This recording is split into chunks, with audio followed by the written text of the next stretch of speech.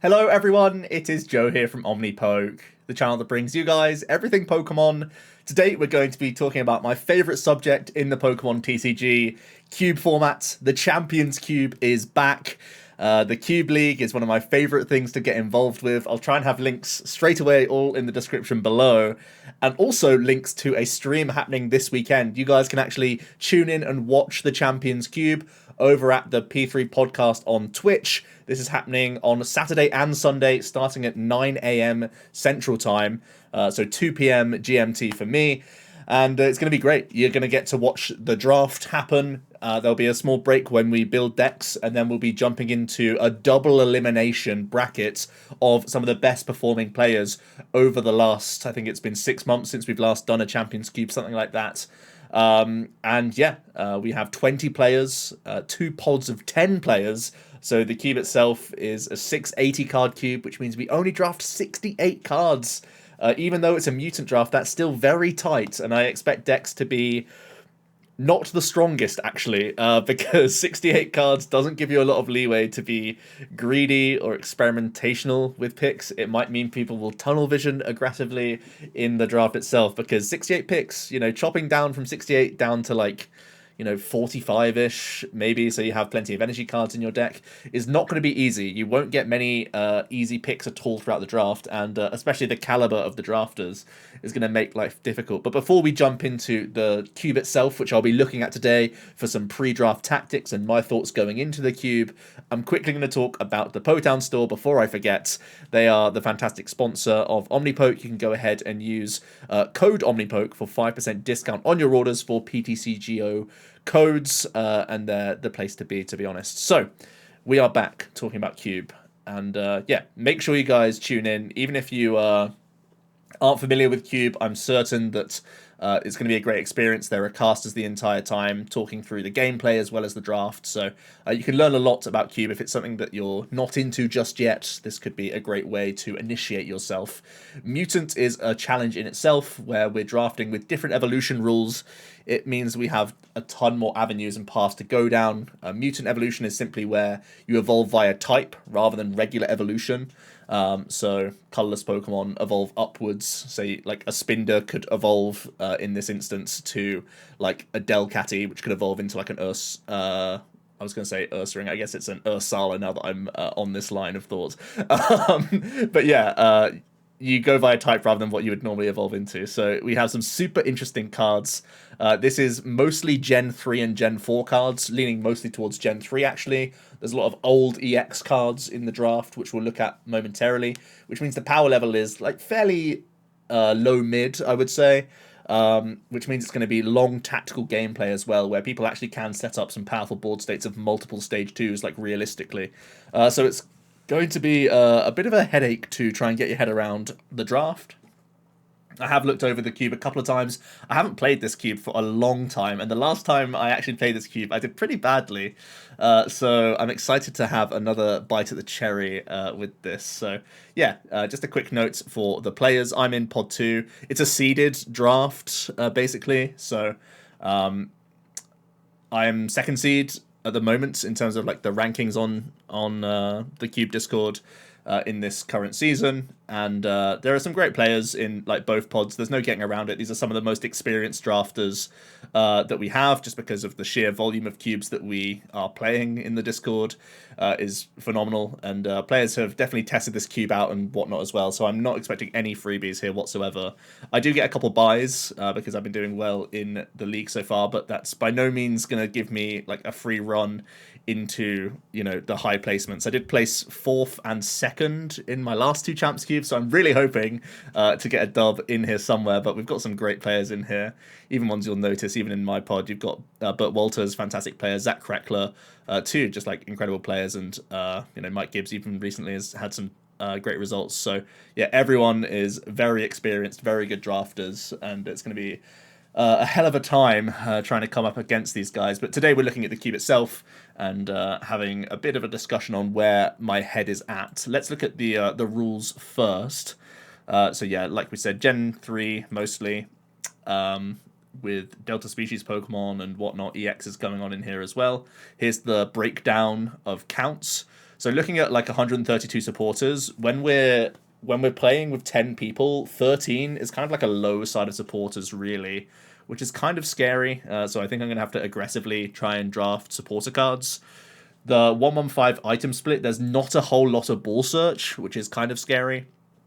And there's also not a lot of cards like recovery cards, switch cards. These are all going to be tightly contested. And I think a lot of my strategy is going to involve in just taking those cards that I know make my deck and just see what are the more open type lines. I think that's mostly going to be my strategy going in. Stadiums are actually also very important. They've made a point of having some very powerful stadiums and even some great abilities and powers in the cube that are supporting the use of like spamming stadiums as well. So it's going to be important to have at least cards like Windstorm or some stadium bounce of your own. And also a good amount of special energy in here as well. Some absolutely bonkers stuff in Gen 3. That's when special energy was insane. We've got like double rainbow. We've got twin energies, and we've got scramble energies as well. So a lot of good special energy in here as well. They have a quick rundown of what the types are going to do, but we're going to have a in-depth breakdown into those anyway.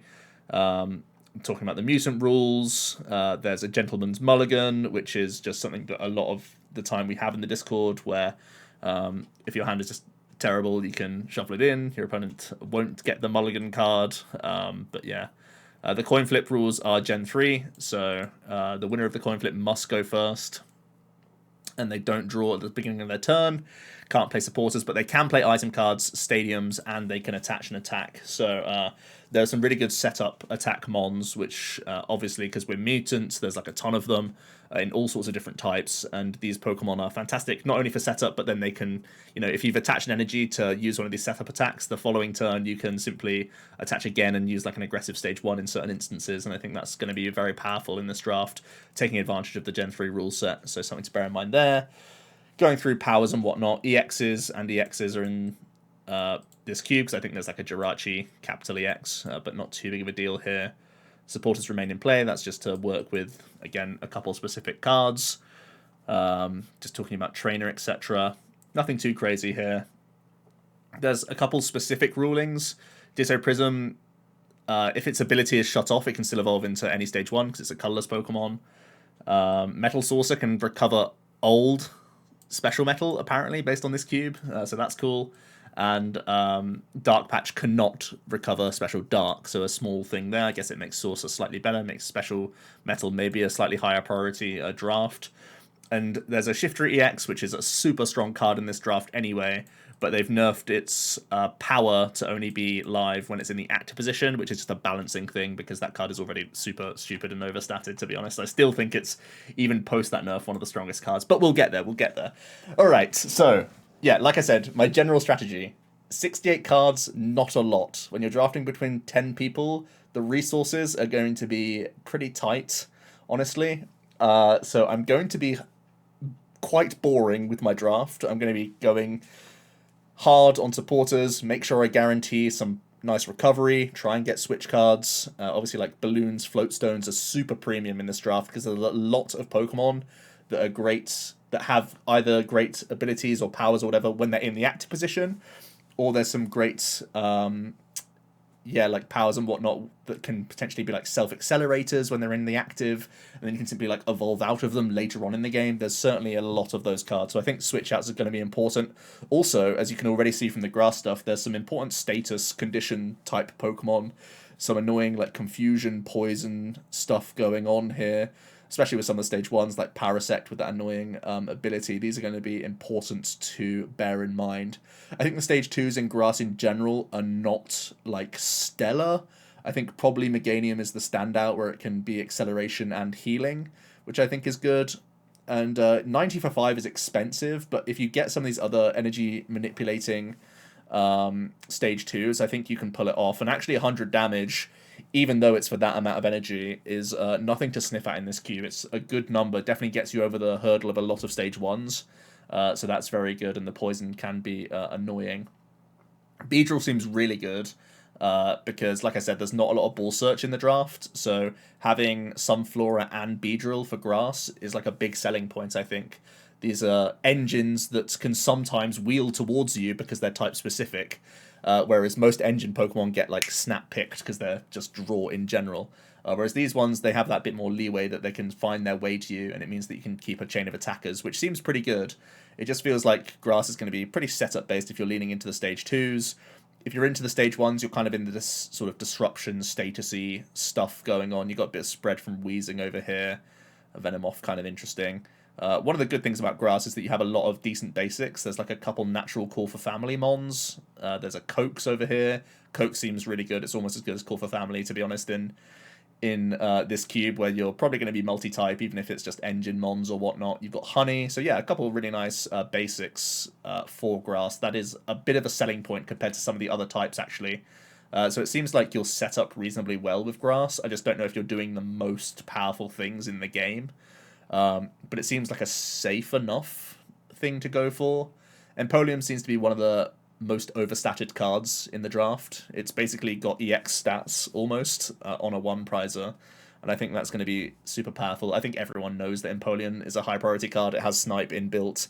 It has 70 damage for 3, which is just on rate, I think, and it can sometimes coin flip for additional Snipe.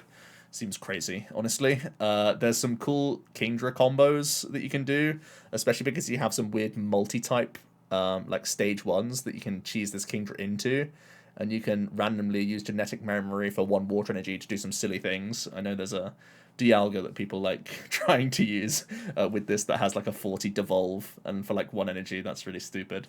So yeah, outside of that, some decent water like manipulation with washouts. I know there's a couple of good like fighting acceleration in the draft. I think there's like a Trapinch, and there's also Regirock, probably the best one. So that's good. And again, this is similar to Empoleon, where it's actually pretty overstated.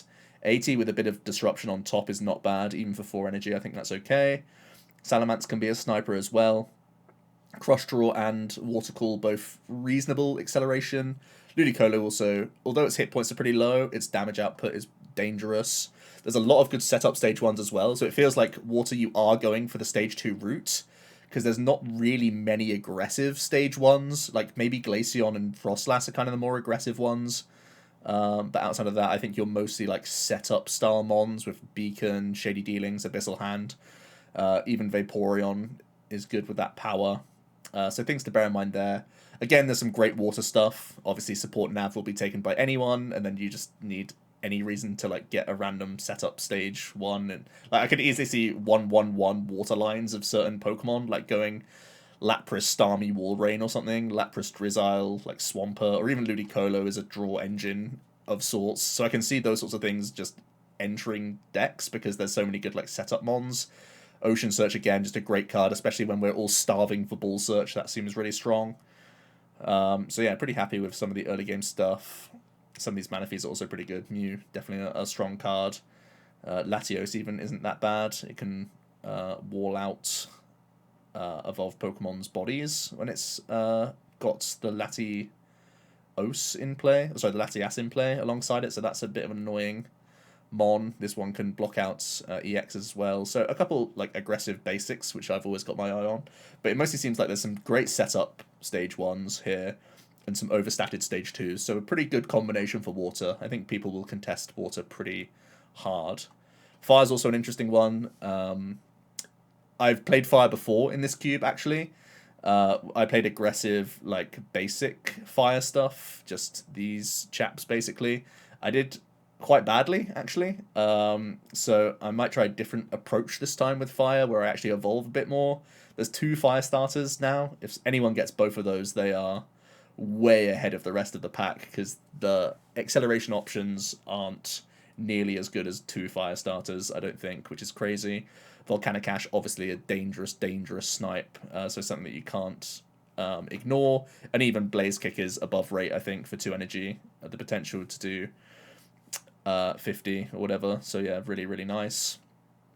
Even though it's an EX.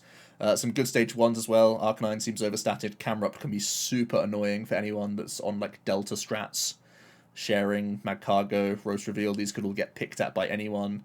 Even Primal Light is a free retreat pivot that can guarantee energy attachments. If you're playing a multi-type deck, this could be a really good pickup. So yeah, some decent stage ones here for fire. Honestly, I think it's basically all in on the fire starter though, so you have to kind of be cautious about picking up fire stuff unless you just happen to high roll fire starter in the first like 2 packs, then you just commit hard. The basics for fire aren't really that strong. Like I said, there's some good aggressive fire stuff that works well with fire starter, but none of them are that good for like setup. I think Detour's decent. I think Dig Deep isn't the worst you can go for, but at least they have like decent hit points most of the time, apart from like Smoochum, I guess. And Fliptini is an annoying ability for certain Pokemon as well. I can see this being just a card that people pick because there's some relevant coin flipping attacks in the draft, so people might take that. Lightning, super interesting as well. Some decent. I'm scrolling too far down. Definitely some decent stage twos. Energy Connect being reasonable. Ampharos with some extra damage counters isn't to be underestimated because games will go long, I think, and this extra damage certainly can be relevant when attacks are usually like 3 attachments. Paralysis can be super annoying when decks I'm thinking are going to have like 2 switch cards maximum. So that seems pretty strong. Fraligator, again, just on rate, it can drag stuff up, which is good. It's got, again, for a 1-prize Pokemon, fairly well statted. It buffs its own attacks with its own body, which is good. Luxray, again, for a 1-prize Pokemon, pretty overstatted with free retreat as well, crazy. Connectivity, very strong. T-Tar, Electro marking certain EXs would be really, really good, especially like ones that want to like chill on the bench, like the colorless Salamence EX and a few others. This card would be like horrific to come up against when you just mark them, shockwave them. It's similar to doing like a big volcanic ash, but you don't have to remove energy from yourself. It's just kind of like self-contained on a 150 hit point mon over 2 turns. That really seems pretty good actually. I've got some very good stage ones as well. I think the lightning stage twos are good, but they feel like cream on top because you could definitely just build a lightning stage 1 deck with the likes of Manectric, Lantern, Jolteon. Manectric EX is okay. I don't think there'll be that many lightning Pokemon, but I think it'll... Oh, sorry, not lightning Pokemon. Trainer cards that you're blocking, but it's still a headache. Raichu EX is very good, especially if there are other EX decks out there, and even then, its power short is just like above rate as well, that you can be doing 50 damage for 2 on a snipe. That's just very, very aggressive at trying to target people's engine Pokemon, which is strong. So yeah, I think Lightning is going to be an aggressive stage 1 deck for the most part, and is probably going to be very good. And again, there's some crazy basics for Lightning, actually. Free Retreat, 70 hit point call for family is bananas. Distoka Damaru's bananas as well. A 20 snipe is also just relevant. Got some good Minons and Plusles, so some really above rate basics for Lightning. Seems to be a good place to be if you can get some early powerful stage 1s. Like, that can be your deck. And the best thing about drafting stage 1s is you don't have to worry about drafting stage 2s, and you have more space in your deck for consistency, which is going to be important. Some Psychic stuff is interesting as well. Alakazam, I don't know if I'd ever draft this card. It seems like really good in theory, especially with like N or something. This could be a game winner, so you can't really underestimate it. But I don't know how strong it is. The reduction of 30 actually with Psychic Guard isn't even a bad attack, so it just needed like 10 or 20 more hit points to be a card that I'd actually consider drafting, I think. Dustox is good. You kind of have to be in grass. This is almost like a grass card, and you have to splash in some like psychic support mons, basically, to try and get there, like going like Crobat into Mashana into this or something. But this is also good for a 1-prize mon for certain. Gothitelle, really good, especially with some stadium control. There's some great stadiums here. Acceleration from Guardian does damage your dudes for 2 counters, which is painful. But it's passable. It's acceleration. I like the Metagross, I think, a little bit more. It's from the discard pile, so it requires a bit more setup, but it's only 1 damage counter, so that's slightly better, I think. It's more recursion. Flygon EX, obviously very good. Even as an EX, it's super above rate when you're doing 10 to each of your opponent's bench with damage on them, and sand damage can chip in here and there. We've got pretty aggressive Banette. I think this can set people back quite... Like, 40 for 2 is not bad at all, especially on a stage 1. And forcing someone to pick up a stage 1 before it can become a stage 2, just to buy an extra turn of a free spooky shot, basically, seems crazy. I know it's only on the bench, but it feels like a lot of people will just be sat there active with their support mon or whatever, or just passing into you, especially if you're player 2, you just pass and attach to the bench. And if you just Curse of Devolution, just pick up their stage 1 or whatever, if you know that they're playing a stage 2 deck, you can get a lot of value from this. This just buys a free turn here and there. Pretty good. And it's, you know, like, in theory, it's almost like a snipe and an ability, right? If you hit something, they retreat back, and you're like, okay, fine, I'll devolve you later. Seems good. Shady Move, obviously very good. If you can get a pivot for it. Magical Trans, crazy. Mashana, good draw. Trump card, great ability. Some great basic abilities as well. Chimecho, Jirachi accelerating to itself. Got some decent Mews in here as well. Uxie, obviously, disgusting card, so yeah, very good Psychic basics as well. And there are no Psychic EXs at all as well, so you're not getting cluttered. Oh, there is one. So an issue with EXs is that you're not allowed to evolve them out. They're sort of rigid, right? So as long as you evolve into a Bonnet, it can't become a Guardi or whatever. Same for this Mew. So it's like actually just a basic. That's a stipulation for EXs only in the draft. Fighting, also interesting. I think Armaldo... This Armaldo is pretty good. The heal is good. 100 for 3 is super on rate, and a lot of things will have resistance in the draft, especially some of the stage 2s out here. Dark Titar, very good as well. Obviously a high priority card. Can be dark as well because it's dual type, so you can easily try and work him in.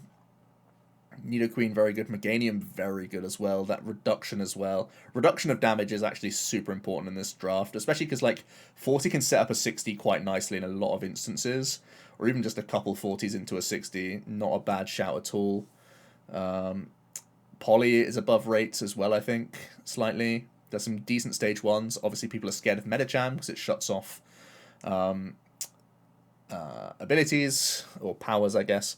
So activated abilities and powers, and it's also sprinkling counters, which is just valuable anyway. So yeah, seems pretty good there. Cacturn also with that spread approach, so pretty good. Some decent basics as well. I already mentioned Regirock. I mentioned Trapinch. Shuckle even draws cards for attaching, so that's not a bad card at all. Roadblock, super above, like actually one of the biggest basics in the draft. And I said with the Baynet that 40 for 2 is not bad, and this is a lot of pressure, especially because fighting hits for a couple nice weaknesses. Like, it's good to be hitting dark for weakness, and it's good to be hitting colorless for weakness, so that's good. Dark, as I mentioned, is actually one of the ones I think will get competed for a little bit. If you can get a pivot for Dark Crobat, certainly not a bad card, even though it's got low hit points. Also, it's grass type potentially as well, so it could be extra counters, which I think is kind of interesting, especially when you play status condition things. Just having a counter here and there to make things die to poison, like coming back into your turn or whatnot, could be very valuable. We got the Electro Dark Dragonite combo. Nidoqueen feels almost as good as Empoleon. Empoleon's certainly stronger, but Darkhorn is not to be slept on. It's like you flipped heads on Empoleon, basically. Especially when you have a special dark that can come onto this guy, so very strong. I think all the Shifteries are good. I think this one is super above rate. This one isn't too bad. Evolutionary Fan is kind of annoying as well. And this is the Shiftery EX that had to get nerfed, but is still strong, especially because it loves being in the active position, because it's free retreat anyway. And target attack is also great at targeting engines. The G-Tars are expensive. I think you only really go for these if you high rolled some of the great acceleration in the game, but they are chonky and they hit good numbers, so if you can actually get to these costs, or you can get like Scramble Energy working in your favor, it could be pretty dangerous.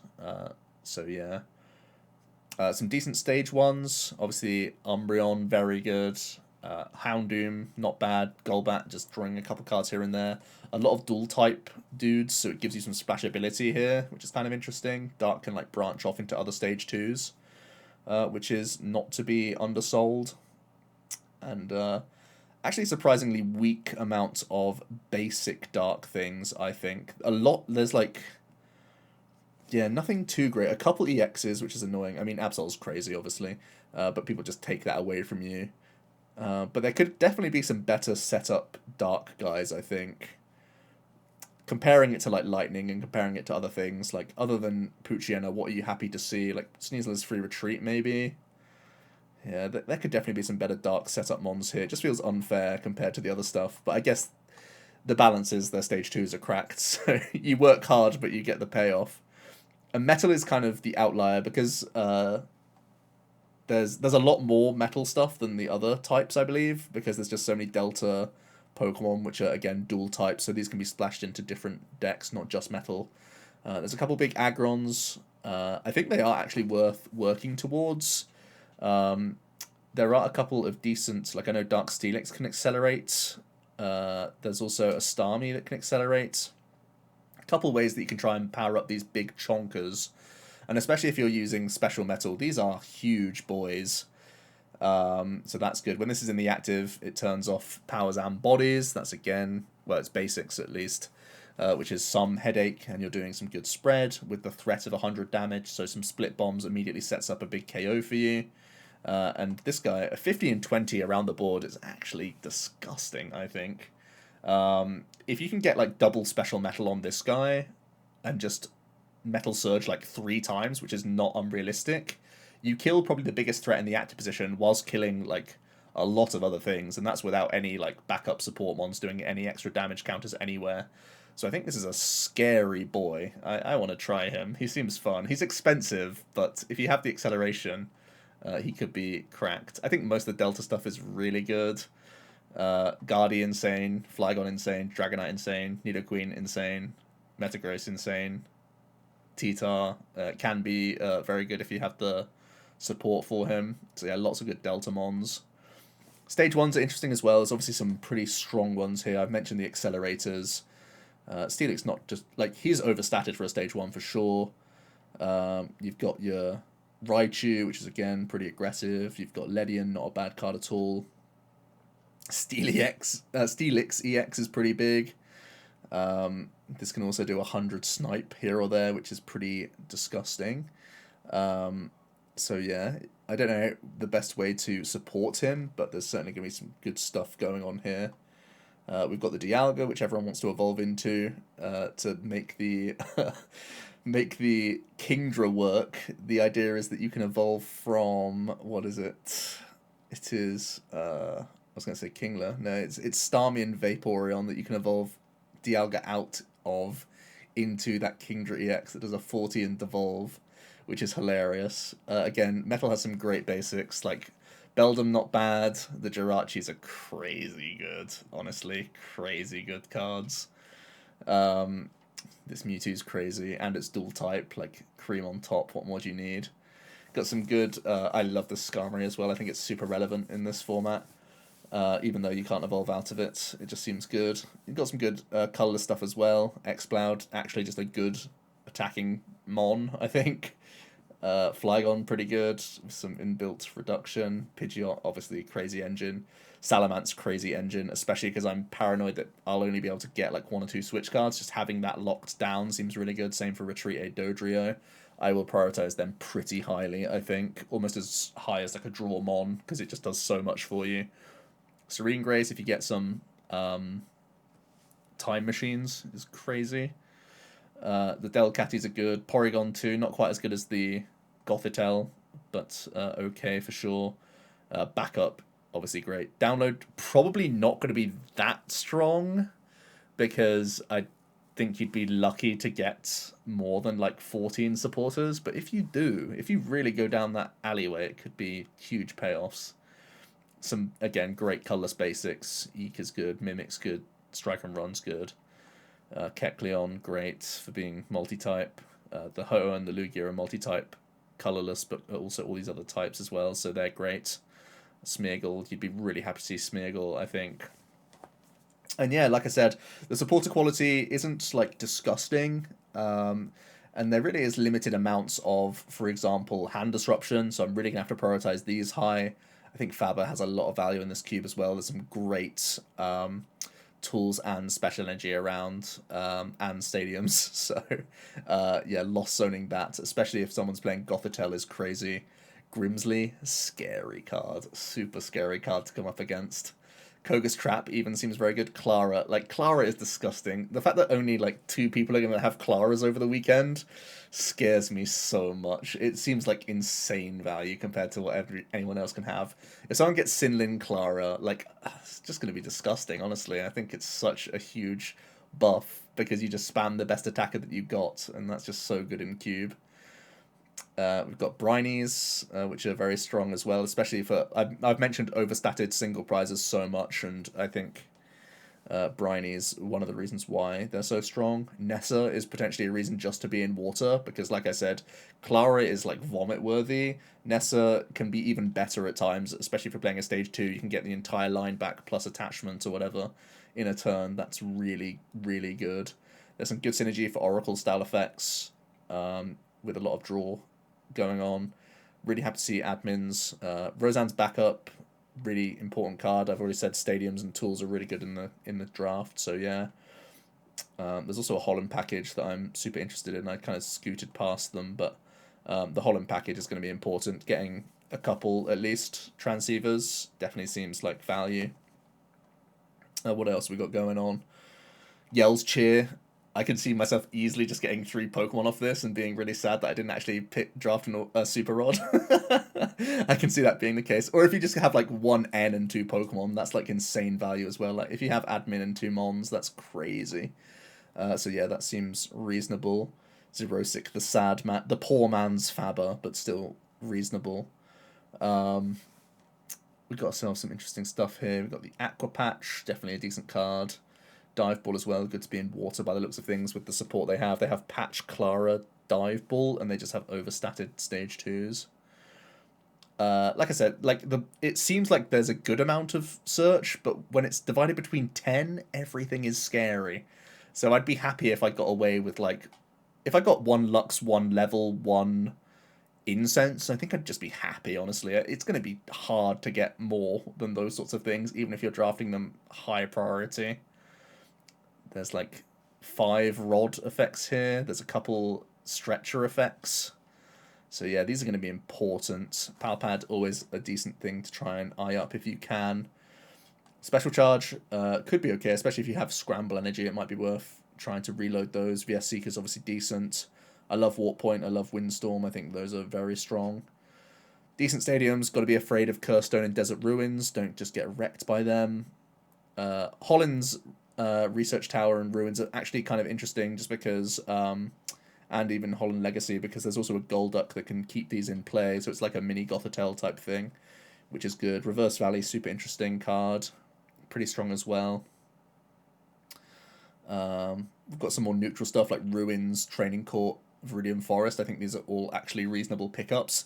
I think that's something that I really missed the first time I drafted this cube. I really undervalued how important it was to just have stadiums, just for the fact that they bounce other people's stadiums, and I think I won't make that mistake this time. I'm going to try and come out with at least a couple stadiums of the draft. There's 28, so I should be able to get my hands on them, even if it is just like stuff like Holland Ruins that you have to just commit to. There's Cess Crystals, there's Eviolite, which at least makes me happy. And yeah, some other decent stuff. Even Vitband is pretty strong in the draft. There's 4 balloons and a U-turn board. So yeah, and an escape board. These have to be prioritized massively. Even Sky Arrow seems super important, actually, thinking about it now. That's a strong card for the draft. And yeah, we got some double rainbows. We got some special darks, special metals, 3 scrambles. Again, these are big, big cards in this format. Huge comeback cards. And there's only 3 of them. So, yeah, good luck to you. Man, Water has Splash and Nessa. That is so unfair. There's only 1 Clara in the draft, but Water gets Splash and Nessa. That is disgusting, honestly. And I was saying that Water was good anyway. Water seems like a good place to be honest with you. You can play stuff that have different weaknesses as well. You can have lightning and like grass or metal weakness or colorless weakness even. Oh man, Water seems strong. Yeah, so my knee-jerk is, just because of the type-specific support that Water has, it seems crazy just like you get, just because like the water stuff may be slightly more wheelable, right? Just if Nessa comes to you like in the third card of a pack, or the splash energy comes in like the fifth card in the pack, and you just take it because people didn't want it, but it's insanely valuable for you. That just seems so much better than the other type support. Like, I mean, Herbal Energy is strong. Speed Lightning's like not a bad card, but I think Splash is just so much more powerful. And the fact that Nessa is crazy. Like, one Clara in the whole cube, but then Water just happens to have its own free Clara. That's just, like, disgusting. Yeah, but in general, I think Metal will be very strong. I think Dark definitely has its benefits. Fighting is okay. I'm not super high on Fighting. I love some of the stage 1s. I think I can easily see some of these stage 2s wheeling, honestly. Psychic just seems cracked. Lightning seems pretty high rates as well. Lightning, Water, Metal, Dark, and Psychic are probably where I'm going to place my bet. Grass could be low-key kind of interesting as well. If you get some of these engine mons, like if you get the early Sunflora or the early Beedrill, there's a reason to care about this type. Otherwise, I'm not feeling it. Fire seems baity to me as well. Because people are going to nick these off you. And these are the things you want the most.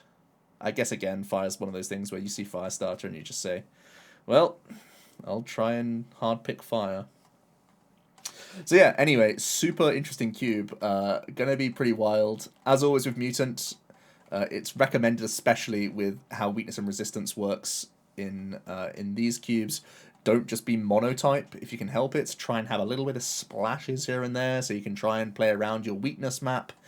I think that's going to be relevant. There's some decent dual type mons in here as well that help you branch out into just random stage 2s, which I think is going to be interesting and shouldn't be undervalued. But yeah, in general, I'm going to draft pansy-like and just try and pick up a ton of supporter cards and trainer cards and hope that consistency sees me through even if I'm not playing the most overstatted mons. Have to respect stadiums, need to make space for like 2 of them in my deck. Need to try and have at least like 1 or 2 switch cards if I don't hit some of these retreat reduction mons. So yeah, it's gonna be a tough one. Overall, I just kind of have to wait and see what happens. Try and high roll an Empoleon pack 1 or something, and go from there. Let me know your thoughts on the cube. Let me know what you think about Mutant. This is one of the most loved cubes on the entire Cube Koga website and the Discord specifically. So I think it's inherently like pretty well balanced with a lot of options here and there to break some combos as well. So thanks so much for watching, guys. My dissection of the cube. Make sure that you are tuning in at the weekend again, Saturday and Sunday, 9 AM CDT, kickoff with the draft, I believe. And I think day 1 will be far longer than day 2, with just more rounds being played. I think they work their way through the losers bracket in day 2 to get to the winner's side again. So we'll see how that plays out. Hopefully I stay on the high end of the bracket with my couple buys, and it gives me more time to construct my deck and see what else other people are playing, which is going to be spicy. So yeah, hope you all enjoyed. Do jump into Cube if you've been watching this video and haven't played one yet. It will be fantastic. I was genuinely upset that I had to play day 2 of Liverpool instead of cubing with friends. So yeah, I really need to rectify that with the Champs Cube, and at EUIC, you know, the cube's in the backpack for sure. Yeah, so that's today's video. I'll be back on standard stuff tomorrow, but also expect a tournament report for this. Come rain or shine, I always want to talk about Cube when I can, and I think Champs Cube is the perfect time to highlight it because it's high standards, high stakes. There's a decent prize pool. It was fundraised by the Discord as well, which is just insane. So yeah, I've been rambling. I'll see you tomorrow. Cheers.